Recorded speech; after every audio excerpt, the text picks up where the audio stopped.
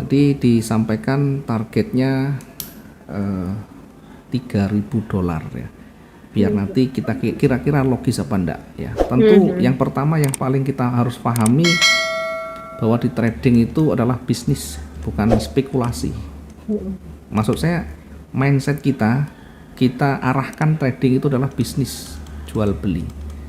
Sehingga kalau jual beli itu yang dicari adalah yang realistis dan bertahan lama. Beda kalau kita mindset kita sudah judi ya. Kita sudah bermain judi, maka yang kita pengen dapatkan adalah untung yang besar. Untung yang besar, kemudian cepat, modalnya kecil. Modalnya kecil ya. Katakanlah misalkan kita mau ke togel atau kemana ya.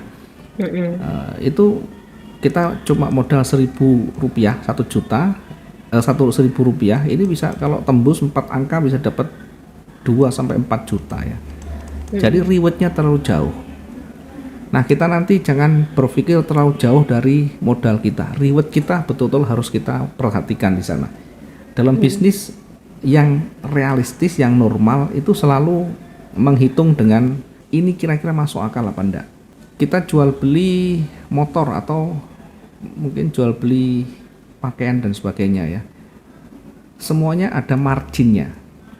Ya walaupun tidak ada aturan baku tapi normal rata-rata mungkin kalau ambil keuntungan rata-rata 10-20%. Ini normal, maksud saya begini. Bukan berarti tidak boleh lebih, boleh silakan saja. Kalau mau 100% pun boleh dalam bisnis kan sah-sah saja. Nah yang jadi pertanyaan kalau marginnya terlalu tinggi biasanya penjualan kita agak lambat. Kalau margin terlalu tinggi penjualan kita, siklus penjualan kita biasanya agak lambat. Semakin kita turunkan marginnya maka siklusnya akan semakin cepat. Sama dengan trading, trading nanti terlalu tinggi marginnya biasanya juga berpotensi jatuhnya semakin besar. Nah yang realistis bagaimana dalam trading?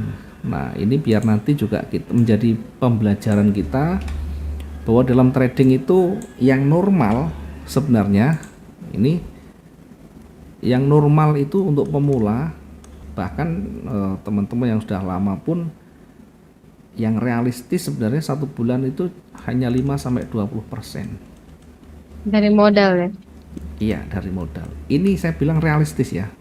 Di luar itu kan itu nanti terserah ya, karena itu adalah bagian dari masing-masing tujuan. Yang penting saya menyampaikan dulu yang realistis. Realistis ini artinya masuk akal, logis, dan kita bisa dapatkan dengan waktu yang dengan mudah dan bisa bertahan lama. Seiring waktu mungkin skill kita makin meningkat. Skill itu apa? Skill itu kemampuan kita membaca, memanajemen, kemudian mengendalikan psikologi kita, kontrol emosi kita. Itu adalah bagian dari skill. Jadi kalau sudah punya skill, itu biasanya jam terbangnya sudah tinggi. Dalam trading tidak bisa kita ukur dengan menggunakan teori materi ya, teori yang betul-betul hanya berdasarkan pada teknis saja, tetapi harus betul-betul banyak praktek.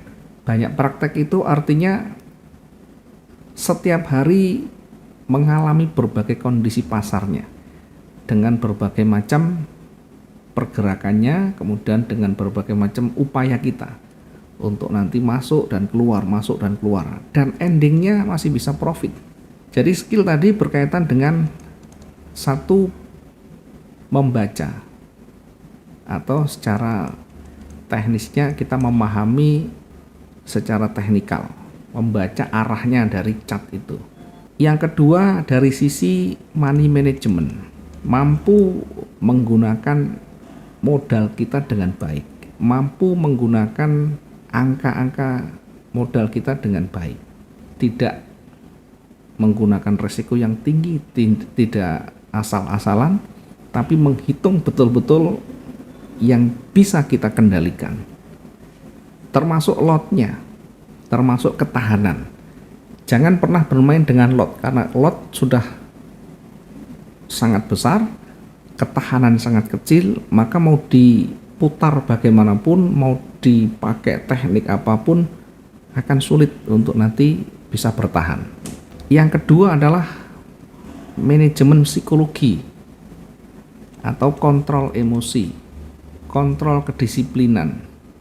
Kontrol emosi ini apa? Kontrol emosi ini saat kita entry sudah masuk, itu yang kita rasakan apa? Apakah kita senang, gembira, panik, atau bahkan pusing kepala? Maka disinilah fungsinya. Saat kita entry, ketika kita sudah menemukan ketenangan di sana, artinya tidak bimbang, tidak ragu, dan tidak panik. Kenapa? Satu, karena dia sudah mengetahui money manajemennya. Yang kedua, dia sudah mengetahui minimal gambarannya akan bergerak kemana.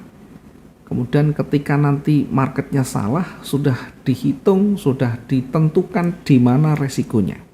Sehingga tidak peduli yang dianalisa tadi benar atau salah. Tidak peduli yang dientrikan itu sesuai arah atau berlawanan arah. Dia sudah memahami dan sudah bisa mengontrol dengan baik. Kapan nanti exitnya, kapan nanti close posisi itu, baik rugi ataupun profitnya. Jadi tidak bisa dibiarkan harus berlarut-larut, ya, atau floatingnya bergerak terus, floating minusnya bergerak terus. Maka disitulah fungsinya money management atau risk managementnya. Di situ nanti ketemu kemampuan kita untuk kontrol diri, untuk kontrol emosi ini. Kalau 3 ini kita belum menguasai dengan baik, semuanya belum bisa bekerja sama dengan baik, maka untuk konsisten itu akan sulit. Dalam trading yang dibutuhkan bukan hanya profit kita besar, tapi konsisten.